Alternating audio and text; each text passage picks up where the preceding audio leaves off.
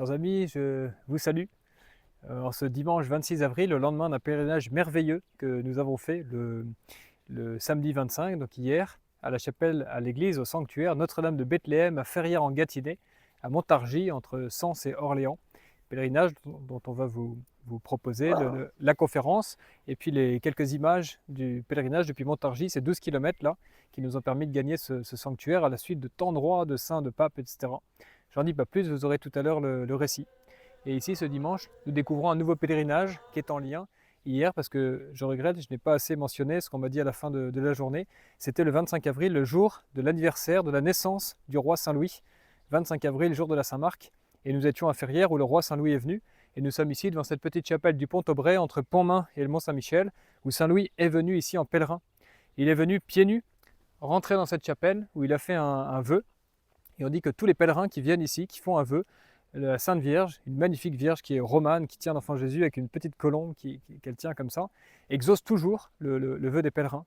Et Saint Louis est venu ici avec foi, a fait son pèlerinage, a demandé certainement pour les besoins du royaume, a demandé quelque chose.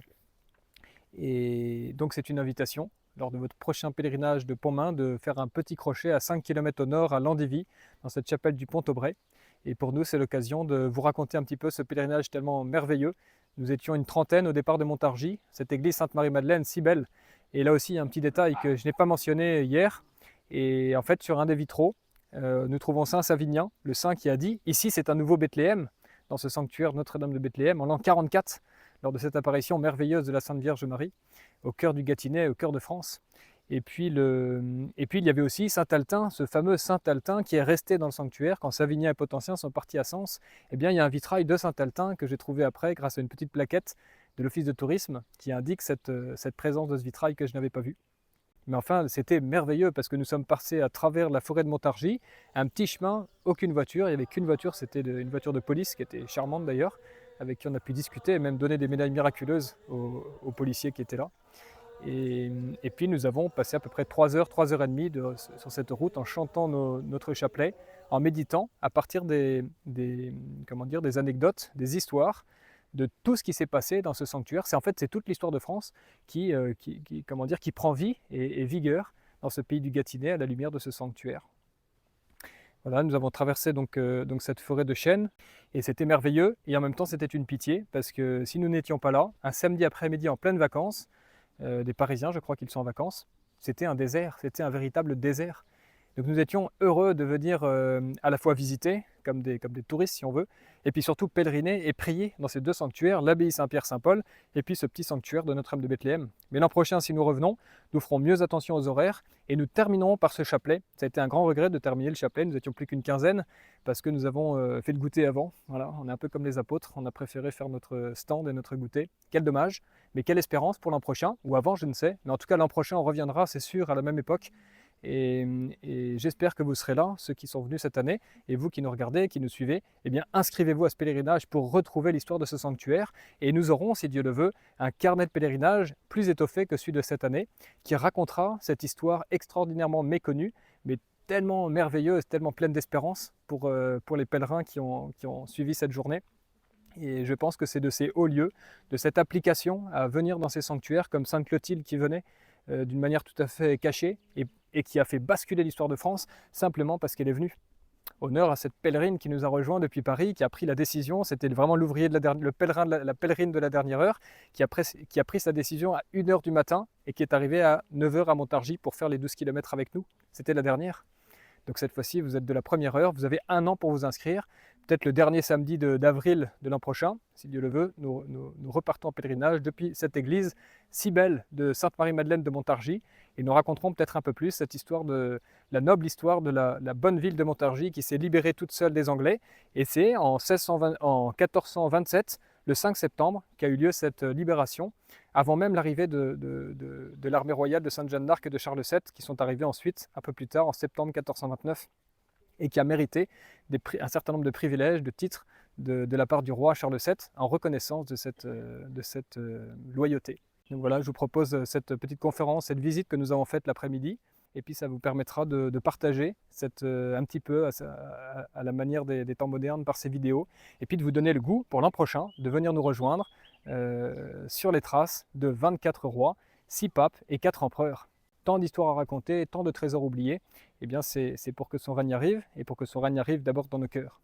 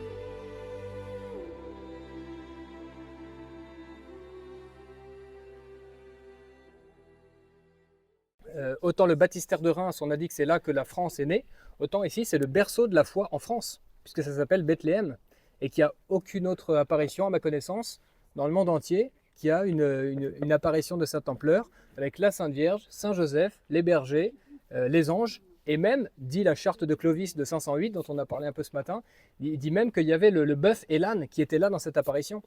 D'où le cri de Saint Savinien, ici c'est un nouveau Bethléem. Et avec la portée symbolique que ça peut avoir, de dire, avant même la naissance de la France, il y a eu cette naissance de la foi au cœur de France, pour qu'un jour, un jeune roi païen, mais extraordinairement attiré par la vérité, vienne ici, converse avec les moines, comme on converse aujourd'hui, et puis ce moine qui petit à petit lui parlait des choses spirituelles, des choses élevées, puis lui parle un jour de cette jeune princesse, là, venue de Burgondie, de Lyon, qui s'échappait des griffes de son oncle, Gondebaud, le roi Gondebaud de Bourgogne, et qui n'était autre que la future reine Sainte Clotilde, et qui venait, elle, d'une manière parfaitement désintéressée, faire son petit pèlerinage chaque année pour faire hommage de sa vie à sa céleste suzeraine dans cette chapelle que nous voyons ici, et dont les fondations datent de cette époque, enfin même de l'époque d'avant, du 1er siècle. D'ailleurs, quand Clovis écrit sa charte en 508, il écrit à la fin, comme ils font toujours, fait à la grotte de Bethléem, donc, ici même, l'an 508, en présence de Saint Remi, évêque, de Saint Héracle, l'évêque de Sens, et de l'abbé du lieu ici, parce qu'il y avait un abbé, même si c'était une petite abbaye à cette époque-là, enfin un petit ermitage. Et il précise dans sa charte, on la lira tout à l'heure, que c'est Saint Remi qui lui a enseigné l'histoire de ce lieu et qui lui a dit que c'était vrai. Donc il lui a, comment dire, c'est lui qui lui a donné la conviction que c'était bien du 1er siècle, que c'était bien la Sainte Vierge qui était apparue, il lui a donné toutes les attestations. Donc nos rois et puis les gens de l'ancien temps ne croyaient pas, n'étaient pas crédules et naïfs, comme on dit maintenant. Les gens ils croyaient n'importe quoi, on leur racontait non, c'est Saint Rémy qui n'est pas n'importe qui, c'était l'évêque numéro 1 en France à cette époque-là, en Gaule, et qui lui enseigne des choses, et qui avait été 50 ans évêque, donc il était connu de tout le monde. Donc il lui a raconté cette histoire, d'où la venue de Clovis, qui venait chasser dans les environs, dans la forêt de Montargis qu'on a traversée ce matin, et puis qui venait quand même... Ce qui est merveilleux avec Clovis, c'est que, quoique païen, il avait reconnu la supériorité de ces évêques gallo-romains, qui n'avaient pas de puissance temporelle, mais qui avaient une puissance comment dire, intellectuelle, spirituelle, et donc il aimait la compagnie des moines, d'où sa venue ici à Ferrières. Et donc on dit que c'est ici, dans ces lieux-là, autour de nous, que Clovis a pris la décision d'épouser Clotilde, qu'il n'avait jamais vue, simplement au témoignage de cet abbé qui lui parlait de cette princesse merveilleuse. Donc on a là, ici, un berceau extraordinaire de l'histoire de France. Comment se fait-il qu'on ne raconte pas des histoires comme ça? C'est vraiment...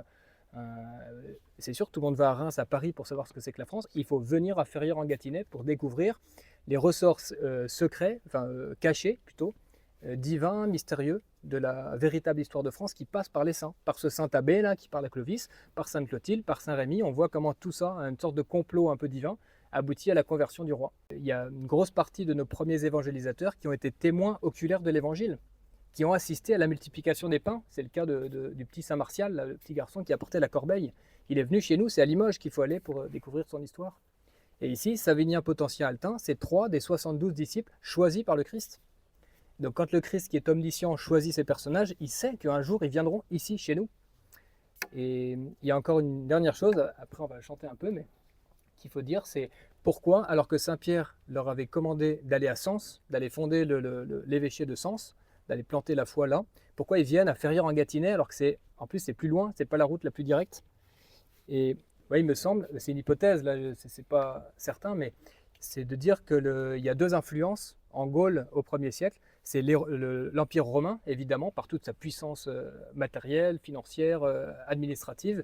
Et puis ensuite, il y a les druides qui gardent le contrôle en fait, de l'âme, de la spiritualité des Gaulois, qui se soumettent extérieurement à Rome, mais intérieurement, ils voient bien que les druides ils ont plus d'aspiration vers le ciel, vers les astres, et vers cette Vierge mystérieuse, la Virgo Paritura, qu'on vénère à Chartres, et qu'on vénérait un peu partout, et qui avait été annoncée par ces druides, qui avaient été préparés par le Saint-Esprit, comme le peuple juif attendait aussi une vierge. Les druides aussi. Et donc les missionnaires, quand ils arrivent, il y a un côté un peu stratégique, de dire, avant d'aller à Sens, où c'est la puissance matérielle, ce qui compte, si on arrive à convertir d'abord la puissance spirituelle, les druides, ce sera plus facile après pour rentrer à Sens. Peut-être il y a quelque chose comme ça. Et tout ça, c'est avant même que la Sainte Vierge remonte au ciel, c'est avant son Assomption.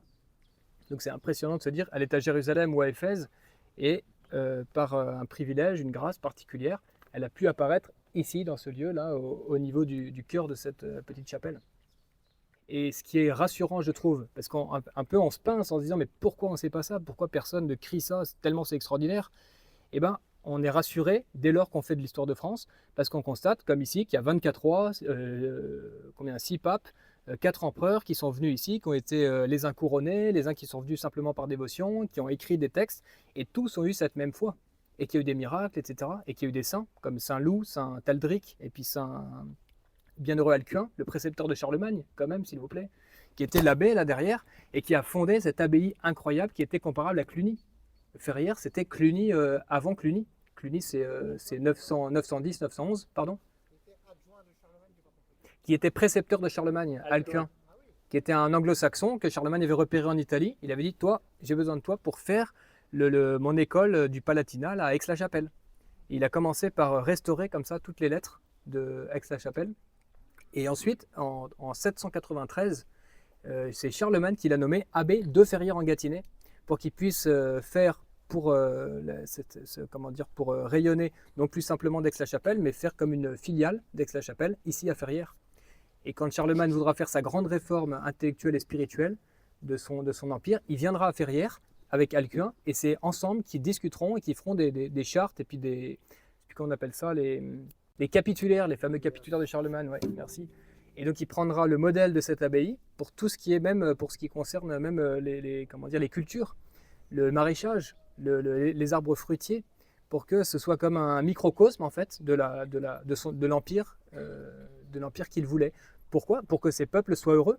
Parce que quand il y a des moines qui font tout, on est passé tout à l'heure par un pont avec un barrage en fait qui gardait un vivier, parce que c'est les moines qui avaient construit ça pour avoir des poissons.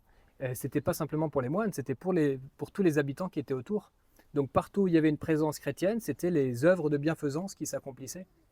Donc c'était merveilleux de se dire, en fait c'est exactement le contraire de ce qui se passe aujourd'hui avec les normes, vous savez, qui s'imposent comme ça de manière autoritaire et puis bête, et puis pareil partout. Là c'était aussi un peu des normes, mais c'était intelligent, c'était chrétien, c'était adapté, et ça permettait de répandre les innovations culturelles ou agricoles ou intellectuelles ou dans tous les domaines, et ben dans tous les prieurés qui dépendaient ici de Ferrières ou de Cluny ou de Saint-Denis de Paris, de toutes ces grandes abbayes. Et c'est beau de voir que le Moyen-Âge est fondé sur des lieux qui sont fécondés dès le 1er siècle. D'où cette conviction de dire, oui, la France est née avec Clovis, tout le monde le sait, mais maintenant la question c'est la conception de la France, à partir de quand elle a été conçue. Donc l'idée maintenant qu'on a, à la lumière de tous ces sanctuaires, et à chaque fois, vous allez voir, on peut passer une après-midi, on peut passer 2 jours, on peut passer toute sa vie à étudier l'histoire d'un lieu comme ça, tellement c'est riche, tellement on a de choses qui postulent en faveur de l'historicité de tous ces récits. Mais quel malheur d'entendre des gens qui disent on ne sait même pas si Clotilde est venue ici, si Clovis est venu, si tout ça c'est pas une construction mentale des moines carolingiens pour gonfler un peu l'abbaye de Alcuin. Bienheureux Alcuin. Et puis de tous les saints qui entouraient Alcuin, et puis Saint-Loup, et puis Saint-Aldric, ça veut dire que tous les saints ont été victimes d'une supercherie gigantesque en fait. C'est-à-dire que si l'histoire est vraie, on se retrouve fiers, puis heureux d'être les héritiers de toute cette histoire. Et puis en se disant, on dit qu'il y a eu 9 fois des calamités qui ont été telles qu'on a cru que plus rien ne repousserait de Ferrières, que c'était terminé. Et 9 fois, Dieu a suscité des saints, des abbés, des prieurs, des rois, qui sont venus, puis qui avec leur denier, ou avec leur énergie, ou avec leur piété, ils ont permis de ressusciter ce lieu jusqu'à aujourd'hui.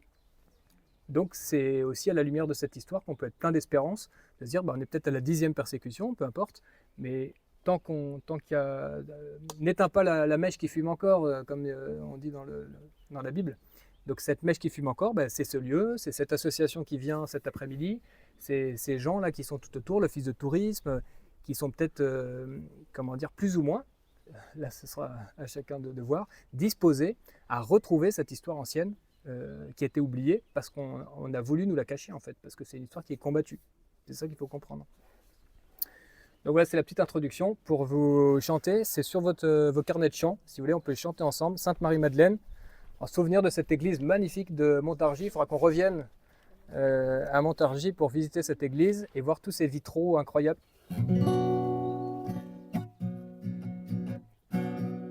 C'était en Galilée, vous étiez enchantés, le monde et ses plaisirs manqua de vous ravir. Mais un jour un bel homme, le Fils de Dieu fait homme, fit tressaillir ton cœur à morceler le bonheur. Voilà, Sainte Marie-Madeleine, priez pour nous. Voilà, c'est bien de toujours se replonger en fait dans l'exemple de celle qui a eu tellement de place dans le cœur du Christ. Et quelque part, c'est la personnification un peu de la France, et de la France d'aujourd'hui, qui est tellement infidèle aujourd'hui, et puis qui un jour, c'est notre espérance, c'était l'espérance par exemple de Saint Pédis, qui disait qu'elle se convertirait, comme Saül s'est converti sur le chemin de Damas, ou Sainte Marie-Madeleine, et qui correspond aujourd'hui à notre insouciance, l'insouciance de tous ces gens qui vivent pour la terre, en fait, qui oublient ce ciel, qui oublient ces lieux-là de grâce. Donc c'est toujours une joie et puis un réconfort de revenir auprès de Marie-Madeleine. Et il faut se dire que la Provence, par où tout a commencé, ensuite tous les apôtres ils sont passés par la Provence pour monter plus haut, dès qu'ils sont passés tous par Marseille, s'ils arrivaient par voie de mer, ou par Arles, s'ils arrivaient par voie de terre, pour remonter la voie du Rhône, et puis petit à petit prendre les voies romaines qui existaient pour foncer en fait le plus vite possible pour annoncer l'évangile, conformément l'évangile de saint Marc. Si vous nous suivez, vous connaissez ce verset maintenant, allez par toute la terre, annoncer l'évangile, et puis saint Marc qui précise, et eux étant partis, prêchèrent partout. Alors moi j'aime bien dire le partout. Partout, si on comprend ça simplement, partout c'est partout. Donc c'est pas partout sauf la Gaule, il n'a pas écrit ça. C'est partout, c'est partout. Voilà. Un enfant, il peut comprendre ça. Tandis que maintenant, il y a des grands savants qui disent non, partout, il faut comprendre que c'était jusqu'à Rome, mais déjà c'est pas mal, Rome, et puis pas plus. Rome, Arles, 1 mois de marche. Voilà. Il faudrait attendre 200 ans pour qu'un pape daigne envoyer un apôtre à Arles, et puis ensuite à Clermont-Ferrand, et puis à Lyon, et puis etc. C'est pas possible. Voilà, donc tout crie cette histoire. Et puis après, vous avez une autre chanson. Alors là, c'est vraiment la chanson des apôtres de Ferrières. Ça s'appelle Regnum Galliae, Regnum Mariae. Je crois que c'est la page d'après. Et ça raconte comment cette apparition, ce lieu, ce sanctuaire était confié à saint Altin. Il y en a qui viennent d'Orléans, il y en a au moins 2 qui viennent, il y en a peut-être d'autres, je ne sais pas. Et saint Altin, premier évêque d'Orléans. Et quand Monseigneur Touchet est venu ici faire la bénédiction du couronnement des statues, de la Sainte Vierge et de l'Enfant Jésus qu'on a vu tout à l'heure, eh bien Monseigneur Touchet s'est présenté comme le successeur de Saint Altin, le énième successeur de Saint Altin, envoyé par Saint Pierre, qui avait été donc comme un recteur un peu du sanctuaire, pendant que Savinien et Potentien, eux, étaient repartis accomplir leur mission envoyée par Saint Pierre jusqu'à Sens. Ils ont laissé Saint Altin administrer les premiers convertis, les premiers chrétiens. Et après, Saint Altin va être envoyé par Savinien, son archevêque, on va dire, de l'époque, pour fonder Orléans, ensuite pour fonder Chartres, ensuite pour fonder Créteil. À Créteil, je sais pas il y a beaucoup de Parisiens, je crois qu'ils sont là. À Créteil, il y a l'église Saint-Christophe. Il faut descendre dans la crypte sous le chœur pour voir les tombeaux de Saint-Agoar, Saint-Aglibert, les seigneurs de ce lieu-là de Créteil, et qui ont été convertis par Saint Altin alors qu'il revenait de Chartres. Et ensuite, il sera martyr à Sens. Donc c'est une chanson qui raconte un peu tout ça. Il était une fois 3 amis de la Croix, fondant à Gâtinais, un lieu que je connais, et dont je ne sais pas comment il revivra. C'était en plein hiver, il priait notre mère, dans la nuit de Noël, mon Dieu qu'elle était belle, car elle se montra comme au berger de Judas. Si c'est Bethléem, s'écria Savinien, alors je resterai, répondit Saint Altin. À elle est consacré le Regnum Gallier, ainsi la France est née, le Regnum Marié. Ici c'est Saint Altin qui le premier s'en vint, annonçait l'évangile, oh qui s'en souvient-il, à nos pères il prêcha, et la foi s'implanta. Oh, qui vénère aujourd'hui sa mâchoire chérie, mon petit doigt malissé dans la sacristie, que ce trésor de grâce attend que je l'embrasse. Véridique, il y a le reliquaire de la mâchoire de Saint Altin dans la sacristie de la cathédrale d'Orléans. Il faut aller la voir. Avec le petit panneau envoyé par Saint Pierre avec Savinien et Potentien. Authentique. Ici à Orléans, il nous faut retrouver les traces ensevelies d'un si glorieux passé. À elle est consacré le Regnum Gallier, ainsi la France est née, le Regnum Marié.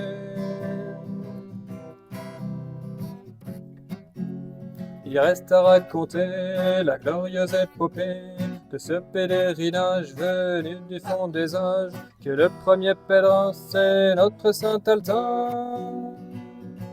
Il prit la voie romaine pour l'honneur de sa reine, entra chez les Carnutes, il n'y eut pas de lutte, il vénérait déjà Virgo Paritura. Si ça vous intéresse, petite page de publicité pour un pèlerinage d'Orléans à Chartres sur les traces de Saint Altin, précisément, et qui reprend une bonne partie de la voie romaine de cette époque-là. Très émouvant. Week-end de Pentecôte, lundi de Pentecôte, et qui est plus facile que le pèlerinage de Chartres, Chartres-Paris. Voilà. Très bonne expérience l'an dernier. Elle est souveraine au milieu de elle est la souveraine au milieu de ses chaînes, et nous la vénérons, vers elle nous allons. À elle est consacré le Regnum Gallier, ainsi la France est née, le Regnum Marié. Repoussés à Paris, ils passèrent à Créteil, annoncèrent Jésus-Christ, ils firent les merveilles. La ville se convertit avant celle de Paris. Agoar, Aglibert, seigneurs de cette terre, furent les premiers chrétiens et devinrent des saints. Refusant de trahir, ils gagnèrent le martyre. Ici à Christolium, on vénère ces hommes, ces âmes sacrifiées fondèrent la chrétienté. À elle est consacré le Regnum Gallier, ainsi la France est née, le Regnum Marié. Parce qu'en fait, Créteil, c'était Christolium. Et donc quand les apôtres ont entendu parler de ce mont Christolium, comme ça marchait pas trop à Paris, ils se sont dit on va aller à Christolium pour aller parler de Jésus-Christ. Et ça a marché avec Agoar et Aglibert. Et enfin, ça c'est la petite page de publicité pour notre petite brochure qu'on vous présentera en fin d'après-midi. La petite brochure sur l'évangélisation des Gaules. Voici la petite brochure dont le contenu est sûr. Vieille foi de nos pères gardée par nos grands-mères, nos apôtres de Gaulle jouant un si grand rôle.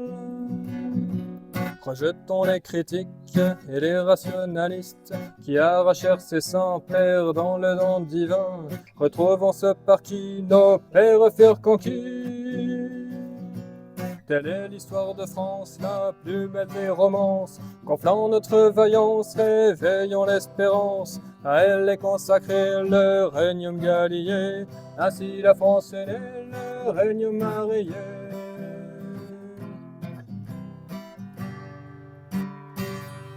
Merci beaucoup. Merci.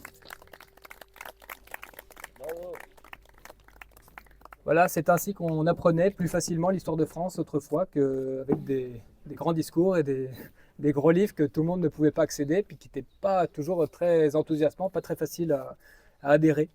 Et là aussi, on peut admirer, je trouve, l'Église, la manière qu'elle a eu d'enseigner par les vitraux, par les cantiques. D'ailleurs, je lance une annonce solennellement aujourd'hui. Nous cherchons le cantique de Ferrières-en-Gâtinais qu'un habitant ici, monsieur Delamarre, je crois, m'a dit qu'il l'avait chanté dans sa jeunesse et que nous avons toutes les peines du monde à retrouver. Donc c'est le cantique que vous avez sur vos carnets, la première page, Bethléem de France. On n'a que le premier couplet, mais il y avait 27 couplets qui racontaient toute l'histoire.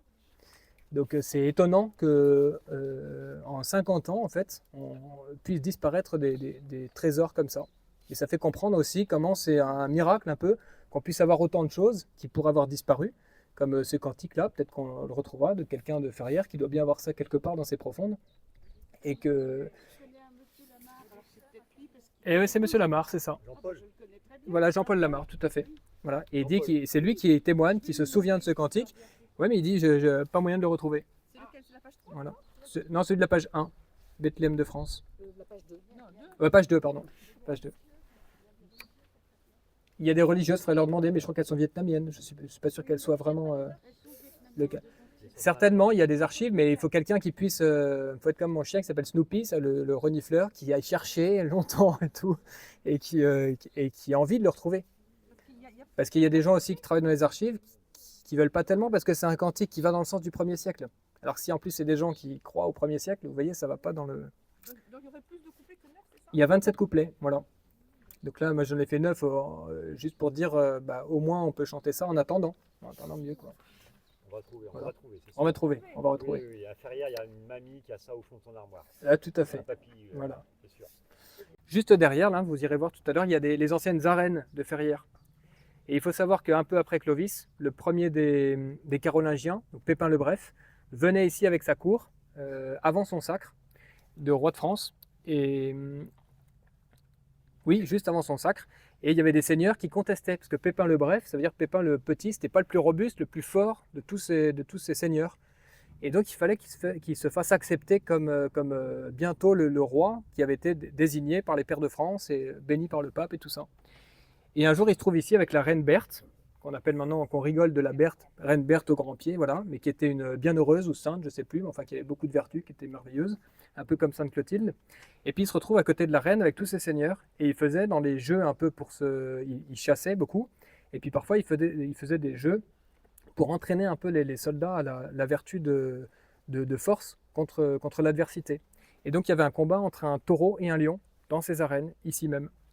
Et puis le combat était indécis, et à un moment, Pépin le Bref prend un soulier de la reine et le jette dans l'arène et demande à ses seigneurs, qui d'entre vous, imaginez qu'on fasse ça maintenant, qui d'entre vous osera aller vaincre le lion et le taureau pour aller récupérer le soulier de la reine? Alors les seigneurs, ils se regardent comme ça, ils ne sont pas très fiers, et du coup Pépin le Bref, lui-même, saute dans l'arène, prend son épée, terrasse le lion et le taureau, récupère le soulier et dit « Ne suis-je pas digne d'être votre seigneur et maintenant roi ?» Et on dit que ça, c'est arrivé juste avant son sacre par le pape Étienne II, qui est venu ici, donc un deuxième pape. On a vu tout à l'heure Saint Grégoire II, si vous étiez dans la chapelle avec nous tout à l'heure, qui est le premier qui est venu. Là, c'est Saint Étienne II qui a sacré Pépin le Bref dans cette chapelle, dans cette abbatiale qui était construite déjà sur l'ordre de Clovis, son aïeul. Donc on a un sacre du premier des Carolingiens, ici à Notre-Dame de Bethléem. Impressionnant. Et un peu plus tard, il y aura encore deux autres sacres d'empereurs. Louis et Carloman, qui sont deux empereurs pas très connus parce qu'ils sont morts l'un à 18 ans, l'autre à 24 ans, mais qui ont eu comment dire, la vertu de chasser définitivement les Normands, comment on appelle ça, les Vikings de France, de Paris, etc. Et c'est ici qu'ils ont été sacrés aussi, tous les deux, les frères ensemble, par je ne sais plus quel pape d'ailleurs, ou un évêque peut-être. Non, c'est quand même plus tard que les fils de Charlemagne. Les fils de Charlemagne, c'est Louis le Débonnaire, mais qui viendra aussi. C'est incroyable quand on fait la liste de tous les rois qui sont venus ici, on se pince en se disant mais comment c'est possible? C'était Versailles avant l'heure, quoi, ici à Ferrières. Et Louis le Débonnaire est venu aussi, et chacun, ils ont refait l'un une toiture, l'autre, il a consacré ses armées avant de partir lutter contre les ennemis du royaume, etc. Et donc depuis Clovis jusqu'à Louis XIII. Et Louis XIII, là où vous êtes assis, là, c'est la porte Louis XIII, juste à côté. C'est par là qu'il est venu c'est le dernier de nos rois qui est venu à Ferrières. Et là aussi, ça marque un basculement un peu de penser à Louis XIV, Louis XV, Louis XVI, qui ont des vertus, mais on voit qu'il y a un affaiblissement de la foi de tous ces lieux, de ces hauts lieux anciens, et qui ont, je n'ose pas dire dédaigné, mais en tout cas qui ne sont pas venus quoi, de leur personne. Et Louis XIII, quand il est, avant de venir ici, en fait, Dom Morin, dont j'en ai parlé un petit peu, on verra un tableau de Dom Morin à l'entrée de l'église Notre-Dame de Bethléem, qui est le prieur bénédictin, à une époque où l'abbé est un abbé commandataire. Et donc ça, c'était pas terrible, parce que l'abbé, il partait à la cour, et il nommait un prieur qui s'occupait de toute la... C'était une décadence qui datait de François Ier. Les accords où les abbayes pouvaient être mises en commande, c'était comme une récompense qu'on donnait à quelqu'un, mais qui n'habitait plus sur place. Toujours est-il qu'il y avait quand même eu des saints au début du XVIIe siècle, dont ce Dom Morin, qui est l'historien d'ici, et qui un jour écrit une lettre au roi Louis XIII en lui disant « Sire, il y a une très vieille confrérie ici qui est presque anéantie. » C'était juste après les guerres protestantes qui avaient fait beaucoup de mal, qui avaient beaucoup détruit les archives et beaucoup de choses précieuses, dont la confrérie, et qui retrouve tout ce qu'il faut pour convaincre Louis XIII de lui dire « Vos aïeux ont fait cela pour vivifier un peu l'âme de votre cour et puis la vôtre. Et il ne tient qu'à vous de la restaurer. » Aussitôt que Louis XIII a su ça, et c'était le 10 février 1622, on a sa lettre authentique, on pourrait la... Ouais, Donc ça, c'est grâce à Dom Morin qu'on a ce récit de cette lettre-là. Et c'est assez étonnant, je pense que c'est la Providence, mais elle est signée le 10 février 1622. Et la consécration de la France à la Sainte Vierge, enfin sa décision, elle est prise à Abbeville le 10 février 1638. Donc ça s'appelle « Lettre patente du roi Louis XIII pour le renouvellement de cette confrérie. Louis, par la grâce de Dieu, roi de France et de Navarre, à tous qui ces présentes lettres verront, salut, reçu avant l'humble supplication de notre bien-aimé Don Guillaume Morin, prieur, de notre abbaye de Ferrières de l'ordre de Saint-Benoît en Gâtinais, diocèse de Sens, contenant que le roi Clovis, premier roi chrétien, porté d'un amour divin et touché d'une sainte dévotion, ayant su la vision qui parut la vigile de Noël sur la minuit au saint Savinien et Potentien, premier archevêque au Sens, sur l'autel qu'il avait voué à la Sainte Vierge, envoyé par Saint Pierre pour prêcher la parole de Dieu 11 ans après l'ascension de notre Seigneur, en la même forme qu'il était né en Bethléem de Judée. Petite parenthèse, là on a une attestation au XVIIe siècle du roi Louis XIII en faveur de cette évangélisation du 1er siècle. Je ne sais pas si j'ai besoin de répéter, mais je le fais quand même par plaisir, envoyé par Saint Pierre, ces deux apôtres, pour prêcher la parole de Dieu 11 ans après l'ascension. Donc il n'invente pas ça, il redit évidemment ce que lui dit Dom Morin, mais ça veut dire que c'est une chose qui est communément admise dans le royaume à cette époque-là. Heureux temps. Depuis laquelle vision, ce saint lieu a toujours été appelé Bethléem, où ont été faits depuis plusieurs beaux miracles, et voulons honorer sa mémoire et inciter son peuple et ses successeurs en la même dévotion, pour vivre en la foi catholique, à l'honneur et gloire de Dieu, et de la très sacrée Vierge Marie, fit construire et bâtir la grande église Saint-Pierre-Saint-Paul au dit lieu de Ferrières, proche de la chapelle du dit Bethléem. Donc c'est la grande abbaye que vous voyez derrière la petite chapelle. Et 1500 ans après, c'est toujours le cas, on a toujours cette abbaye Saint-Pierre-Saint-Paul. Pourquoi est-ce que Clovis a fait ça? Par la générosité de sa dévotion, certes, et aussi pour recevoir tous les pèlerins qui allaient suivre le mouvement enclenché par Clovis et Sainte Clotilde, et puis tous les miracles qui se faisaient. Donc il fallait une abbaye, et puis aussi parce qu'ils savaient, comme je disais tout à l'heure, que le futur royaume de France qui avait été béni par Saint Rémy le soir de son sacre, serait béni à condition qu'il soit rattaché, qu'il soit branché sur cette évangélisation, source de grâce. Et donc on voit que bah, son petit filleau lui est fidèle. Ayant fait de grands dons pour l'entretement de la dite église et réception des pèlerins, en Issel fondait la confrérie appelée Notre-Dame de Bethléem, s'étant fait mettre sur les registres de la dite confrérie pour être conservateur d'Issel, qui a depuis été entretenu de temps en temps par le roi Childebert, Clotaire, Dagobert, Louis le Débonnaire, Charles le Chauve, Louis le Bec, son fils, Philippe Ier, Louis le Gros, Philippe de Valois, Louis le Jeune, Jean et autres, nos prédécesseurs au roi, qui ont tous été de la dite confrérie. Incroyable unité de cette monarchie là, familiale qui avait cette dévotion imprimée dans l'âme par cet acte premier là, de Clovis. Et de se dire qu'on a ici, à Ferrières, encore un privilège particulier, la plus ancienne confrérie royale de France, c'est-à-dire fondée par un roi de France. C'est la seule qu'on dit être fondée par Clovis. Voilà de quoi nos rois s'occupaient, quand même, ça fait du bien aussi de se dire ça, et puis c'est rassurant de se dire en fait il n'y a rien de mieux que de faire ce qu'on fait aujourd'hui. Les rois ont fait pareil, les saints ont fait pareil. On fait un pèlerinage, c'est énorme en fait, il y a une puissance que nous-mêmes on ne mesure pas, je pense, quand on prend la décision de venir, de se dire allez on va à Ferrières, ok c'est loin, c'est compliqué, c'est fatigant, c'est cher, c'est tout ce que vous voulez, il y a toutes les objections qui viennent, et pourtant on est là. Et ben on a cette joie de se dire il y a des grâces pour nous, et puis certainement pour la France qui sont données. Je ne vous lis pas toute la lettre, mais je ne sais pas comment on peut faire quand on a tant de choses à nous remettre dans l'esprit. Tellement c'est riche, quoi. Tellement c'est. Si on parle de l'avenue d'Agobert, ici, lui, il a fondé la messe royale, qui a été dite jusqu'à la Révolution, peut-être même un petit peu après. La messe royale fondée pour le salut de l'âme des rois. Et tous les lundis, il y avait une messe pour le salut des rois défunts du royaume. Mais il fallait que les moines qui étaient ici prient à perpétuité pour les rois de France, pour que les rois gardent la foi, conservent la foi. Et ça, c'est un privilège unique dans les monarchies, que les rois de France sont toujours morts en union avec l'Église catholique. Il n'y en a jamais un qui est devenu schismatique ou hérétique. Même le roi, par exemple, Philippe, moi j'aime beaucoup parce que le roi Philippe, il avait...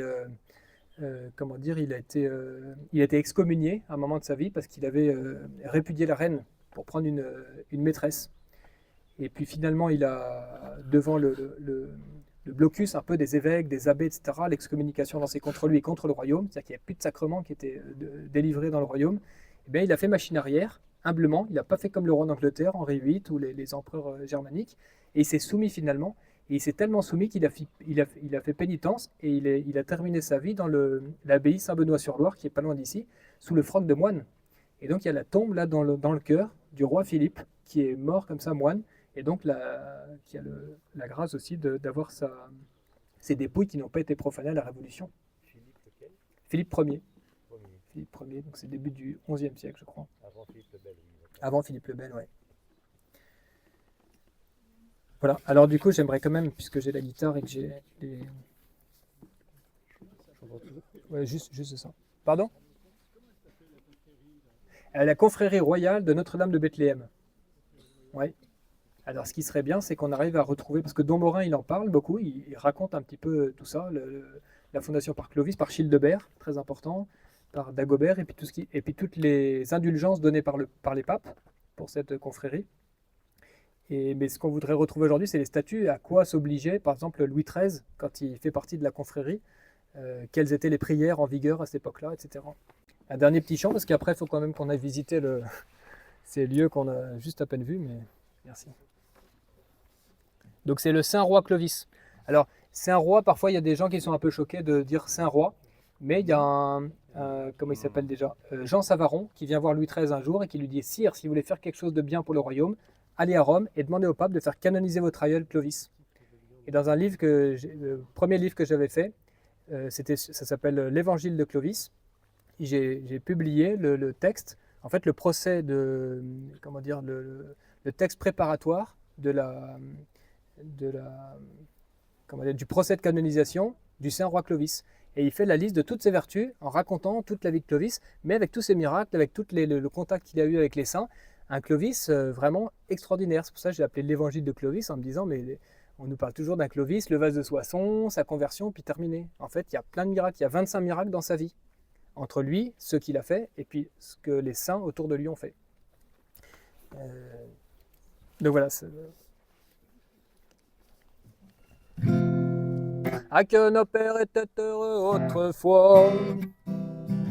Ah oui, on n'a pas parlé beaucoup de Childebert. Vous connaissez Childebert, le fils de Clovis, et qui avait une donc, vénération pour son père, comme chacun doit avoir pour son père, et qui vient ici à Ferrières après la mort de Clovis, donc après 511.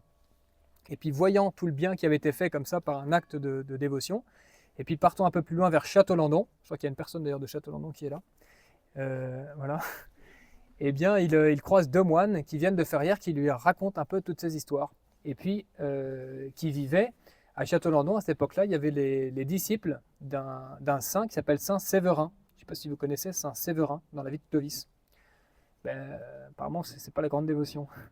Et ben, Saint Séverin a guéri, c'était un abbé de Suisse, d'Agone, du monastère d'Agone, de Saint-Maurice, et qui était venu à l'appel de la cour du roi Clovis, qui était malade avant sa campagne contre les Visigoths en 505. Ils avaient fait venir, par désespoir un peu, cet abbé en disant il n'y a que lui qui pourra guérir le roi Clovis. Et Saint Séverin a quitté ses moines, son abbaye d'Agone de Suisse, il est remonté, il a guéri l'évêque de Nevers en cours de route, il est monté à Paris, à l'entrée de Paris il a guéri un lépreux, et ensuite il a enlevé sa chlamyde et il a posé sur le corps de Clovis, qui a guéri à ce moment-là. Et le roi Clovis, en action de grâce, lui aurait voulu le retenir, et lui avait l'inspiration de repartir. Il est reparti, il s'est installé comme ermite à Château-Landon avec quelques moines, quelques disciples. Et c'est ces disciples-là qui vont lui raconter tout ça. Enfin, il le savait, que son père avait été guéri par Saint Séverin.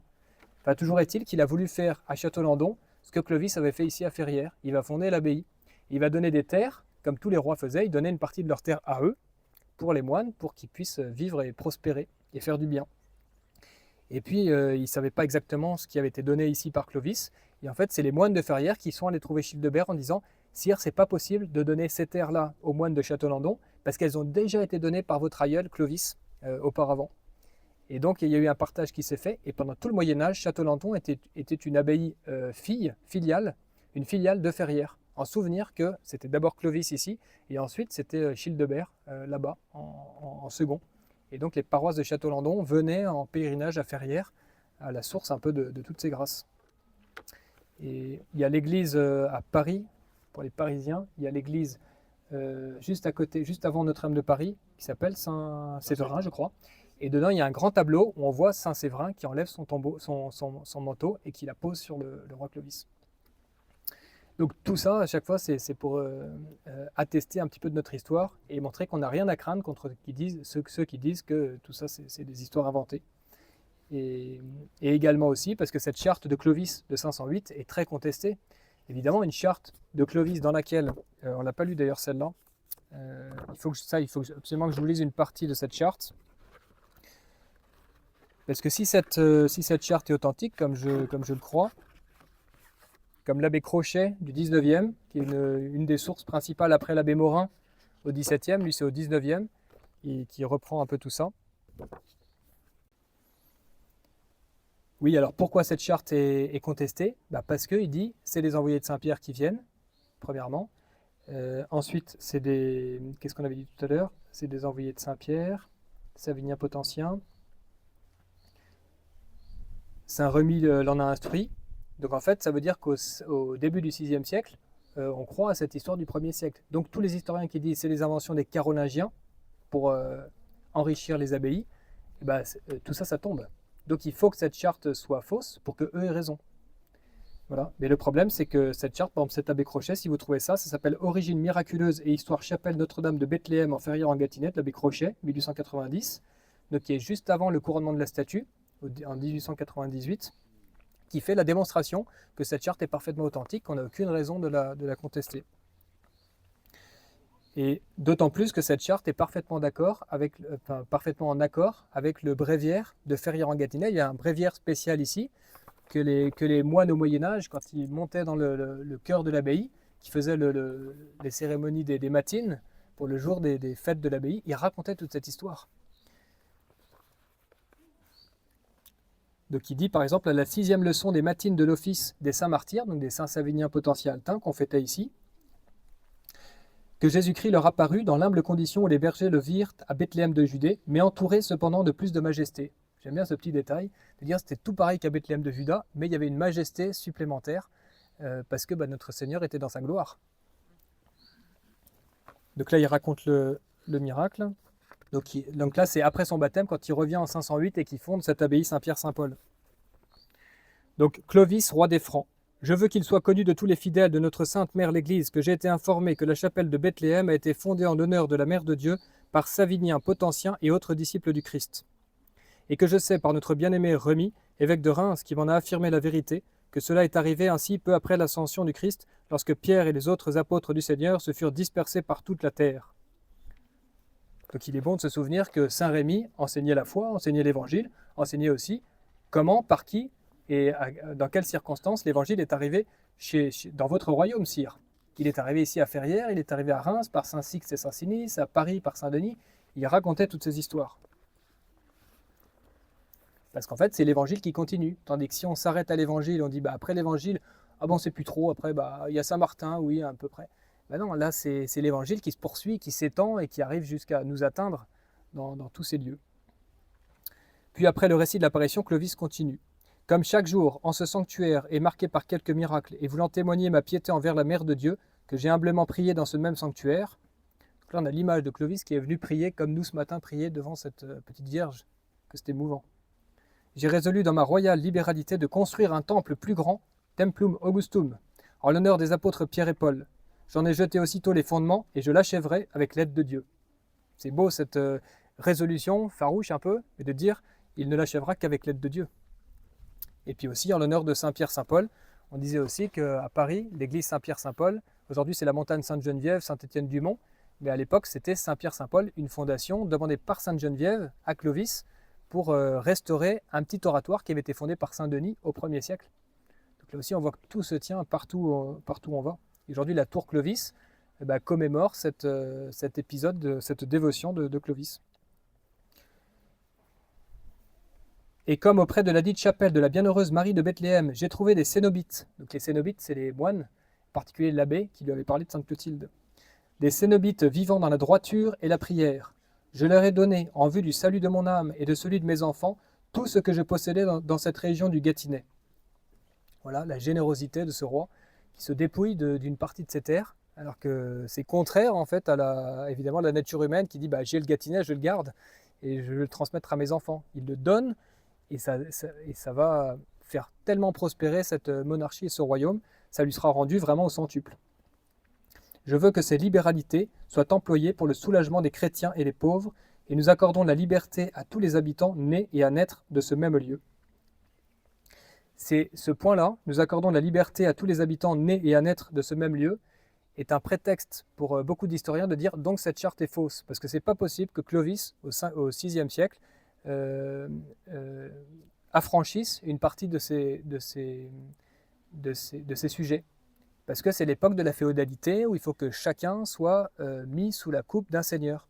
Oui, mais sauf qu'on peut très bien dire que l'exception confirme la règle et que c'est possible qu'en reconnaissance, comme il a fait à Tarascon, en l'honneur d'un miracle qu'il avait reçu aussi là-bas, grâce à Sainte Marthe d'ailleurs, eh bien qu'il ait voulu que, pour que les gens s'attachent et restent et fassent prospèrent ici, et bien qu'il les affranchisse.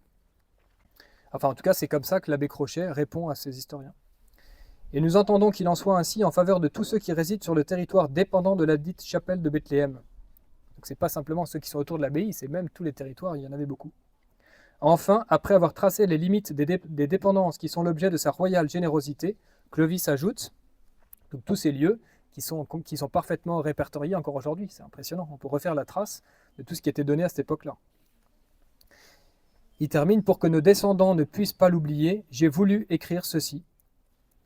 Et en latin, c'est hoc scribere volui. Et là aussi, les historiens disent, d'habitude, ils disent volumus, nous voulons. Mais là, c'est volui. Et là, pareil, l'abbé Crochet dit, ou Daumorin, je ne sais plus, il dit, en fait, volui, ça correspond vraiment à la volonté vraiment bien exprimée de Clovis. C'est j'ai voulu, je veux, je décide, quoi. C'est un acte fort. Hoc scribere volui. Et témoigner à tous que j'ai offert ces dons au Dieu Tout-Puissant, à la bienheureuse Mère du Sauveur et au Prince des Apôtres en expiation de mes péchés. Et à la fin, il y a la signature, j'aime bien aussi, fait à la grotte de Bethléem. Voilà, c'est ici, dans cette petite chapelle. Il appelait ça la grotte de Bethléem. Donc, est-ce qu'il y avait une grotte à l'époque, un morceau de rocher ou quelque chose? Je ne sais pas.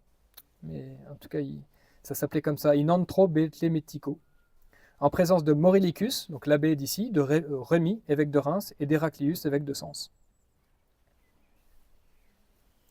Voilà. En 1547, cette charte de Clovis était écrite sur une écorce de bois. Mais en 1568, les protestants, le prince de Condé, dont on a parlé un peu, vient, prend tous ces documents, les brûle. Et ses successeurs, les critiques historiques, disent « Vous n'avez pas les documents, vous ne pouvez pas prouver que c'est vrai. » Évidemment, juste vos prédécesseurs sont venus les brûler exprès pour ça.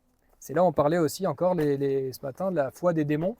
C'est-à-dire que nous, on a un peu oublié le prix de ces histoires et le prix des textes qui authentifient ces histoires.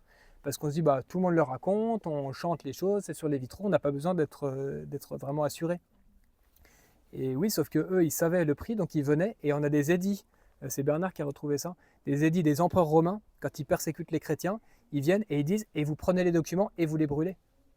Donc ils savaient, eux, qu'il fallait en fait détruire ces histoires-là, ces histoires saintes, pour qu'ensuite des gens puissent dire, tout ça c'est des verbillages, c'est des racontars de moines, en fait, en mal de sensationnel pour faire venir les foules, les pèlerins.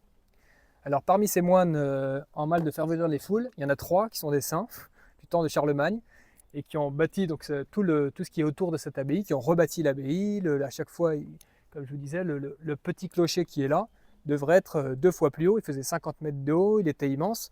Il était bâti sur quand on rentrera dans le chœur, vous verrez des colonnes en octogone.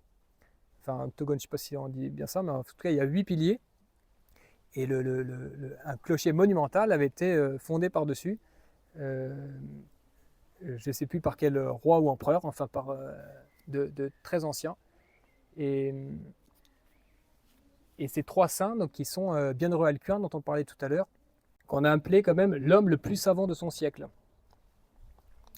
Donc qui avait été repéré, comme je disais, cet anglo-saxon là par Charlemagne, pour Aix-la-Chapelle pour fonder son école du Palatinat et ensuite fonder une école ici, une université ici à Ferrières. On l'a appelé le restaurateur de l'école du Palais et des lettres dans les Gaules. C'est grâce à des hommes comme ça qu'on a aujourd'hui des ouvrages de Pline le Jeune, de Cicéron, parce que non seulement il copiait les pères de l'Église, les saints Augustin, il copiait les évangiles, mais il copiait aussi les auteurs latins et grecs. Et un peu plus tard, il y a Saint Loup Cerva, le 3e successeur, donc il y a Alcuin, Aldric et Saint Loup Cerva. Saint Loup Cerva, il était natif d'ici, je crois. En tout cas, il avait été donné comme petit garçon par ses parents à l'abbé Aldric, comme Aldric avait été donné à Alcuin. C'était l'époque où les enfants les mieux disposés, on les donnait aux moines pour que tout de suite ils aient la bonne doctrine, le bon enseignement et qu'ils puissent produire tous les fruits qu'ils devaient faire après. Et c'est ces 3 saints qui ont permis de conserver toute cette littérature qu'on a aujourd'hui encore. Et notamment Alcuin, lui, c'est l'écriture caroline. Vous savez, la petite écriture que tout le monde écrit en fait, et c'est venu d'Alcuin parce qu'elle avait été très déformée, défigurée au fil des siècles. Et donc il est revenu à quelque chose de plus originel et plus... et comment dire, qui est à l'origine de la grammaire et puis de l'orthographe actuelle. Il a écrit 2 livres, deux Bibles, pardon, une offerte à Charlemagne, une à Louis le Débonnaire, qu'on peut toujours constater, et c'est là qu'on voit la puissance de ces hommes en fait qui ont fait des œuvres aussi extraordinaires, parce qu'il avait fondé ce scriptorium qui était donc, comme je disais, un peu le Cluny avant l'heure. Après Saint Aldric, lui, il avait été nommé le commandant du palais de Louis le Débonnaire, et la reine, la femme de Louis le Débonnaire, qui est Judith de Bavière, l'avait repéré et l'avait nommé précepteur de Charles le Chauve. Charles le Chauve, qui est le petit-fils de Charlemagne. Donc on voit comment entre l'empereur et puis les abbés ici, mais c'est les abbés en fait de partout, et les saints, cette espèce d'union, cette familiarité en fait, qui ont fait la grandeur la préparation de la grandeur du Moyen-Âge. Et enfin pour Loup de Ferrières, Saint Loup de Ferrières, donc précepteur de Charles le Chauve, comme on disait, on dit qu'il est le précurseur de l'humanisme, restaurateur des auteurs latins et grecs. Et c'est lui aussi qui a beaucoup fait pour les cultures nouvelles ici, en faveur des vignes, des arbres fruitiers, des pommes de pin. Il s'occupait des choses les plus hautes spirituellement et en même temps des choses les plus pratiques, les plus incarnées. Et qui a contribuait aussi à faire ses ateliers de ciselure et d'orfèvrerie, dont on dit qu'il rivalisait avec ceux de Saint-Denis, la puissante abbaye de Saint-Denis de Paris. Et enfin, dans cette époque-là, il y avait 72 moines ici dans cette abbaye, en souvenir, en l'honneur des 72 disciples de Jésus-Christ. Donc c'était vraiment l'évangile qui se poursuivait sur un lieu particulier pour un territoire donné, en lien avec toutes les abbayes qui étaient en Allemagne, sur les bords du Rhin, en Aquitaine, en Provence. Tout ça, il y avait des élèves qui passaient, et en passant, qui passaient avec les manuscrits, avec les histoires, avec les dévotions, qui a fait cette unité extraordinaire de cet empire. Voilà, j'ai fini pour cette introduction. Donc ce que je vous propose, c'est qu'on parte voir les arènes quand même de Pépin-le-Bref. Après, on remontera dans le cloître et puis on ira dans l'abbaye Saint-Pierre-Saint-Paul pour voir un petit peu les quelques traces. Donc si vous voulez vraiment suivre de près, il faudrait être pas trop loin parce que j'aurai pas de sono dans l'abbaye. Donc c'est pour ça que j'ai fait un peu plus long ici. Oui ? Ah bah oui, il y avait des reliques incroyables ici. J'en ai pas parlé, mais il y avait une relique. Vous êtes assis encore ? Il y avait 4 clous qui ont servi à crucifier Saint-Pierre la tête en bas à Rome. Il y en a un qui est à Nantes, cathédrale Saint-Pierre de Nantes, un à Mortain en Normandie, et un qui est apporté par le pape. Attendez, je ne vais pas vous dire de bêtises. Par le pape Saint Grégoire II, dont on voit le vitrail. Si vous avez regardé un peu le cœur de la petite chapelle, l'oratoire Notre-Dame de Bethléem, Saint Grégoire II, quand il vient pour voir Dagobert II, que plus personne, je pense, connaît, Dagobert II, et ben ça le rend attachant Dagobert II, parce que c'est lui qui a fait venir le premier pape ici à Ferrières, et il a donné ce clou qui ensuite a été donné à un moine de l'abbaye qui fondait l'abbaye de Prüm, ou Prüm, pour ceux qui connaissent, c'est sur les bords du Rhin, je crois, en Allemagne maintenant. Et donc il y a 4 clous de Saint-Pierre, et on sait exactement les répertorier. Il y en a un qui est passé ici à Ferrières. Après, il y avait des reliques de la Sainte Vierge, des cheveux de la Sainte Vierge, je crois, de Saint-Étienne, de toutes les reliques vraiment comme il y avait dans tous ces hauts lieux. Ouais, tout à fait. Aujourd'hui, qu'est-ce qu'il en reste? Ça, je ne sais pas. Mais c'est Dom Morin, il fait la liste d'un inventaire des reliques au XVIIe siècle. Et il y a encore beaucoup de choses. En 1606, le roi Henri IV, donc c'est 10 ans après sa conversion qu'il a abjuré le protestantisme, vient à Ferrières-en-Gâtinais avec son épouse, donc comme on a dit, Marie de Médicis. Il vient ici, et devant le spectacle de cette voûte, s'est exclamé, a été plein d'admiration en disant que assurément c'était l'œuvre d'un très habile homme d'avoir fait une perfection pareille. Comme c'est un habile homme qui l'a bâti. On a gardé ce souvenir de son passage. Voilà, donc il faut imaginer cet énorme clocher fondé par-dessus ces 8 colonnes-là qui s'élevaient à 50 mètres de hauteur. Et les dégâts que ça a pu causer sont d'effondrement, donc apparemment vers la porte papale, si j'ai bien compris. Au-dessus, les tailloirs de formes différentes constituent une base solide pour les arêtes de la voûte. Je ne sais pas exactement ce que c'est, mais on voit que les arêtes partent de ces chapiteaux, là, la hauteur des chapiteaux, un peu en décalé.